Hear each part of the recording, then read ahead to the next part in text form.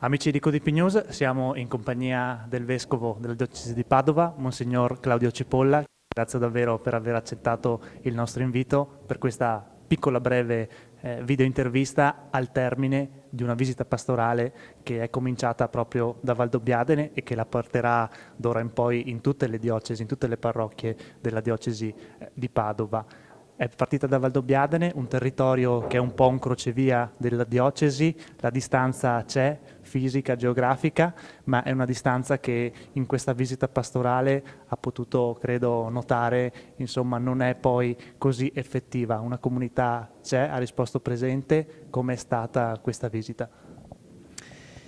Ma intanto ho visto delle comunità, non soltanto una comunità, e questo qui mi ha fatto molto piacere. Anzi, ho visto che le comunità più piccole sono quelle che hanno più vita addirittura. E io sono in effetti venuto qui per incontrare loro e per incoraggiarle, sostenerle. Immagino che queste comunità, come tutti noi, abbiamo oggi momenti di difficoltà, anche di dubbio, di insicurezza, di incertezza.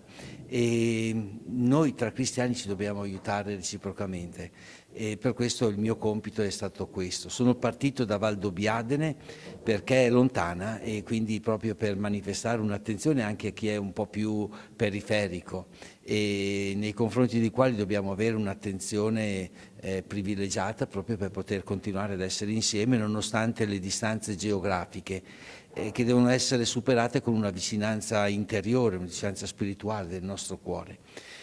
Sono stato molto contento per gli incontri che ho avuto con tante persone e ho visto che anche qui ancora ci sono le comunità dei cristiani e questo è un dono che ancora noi possiamo fare al nostro territorio.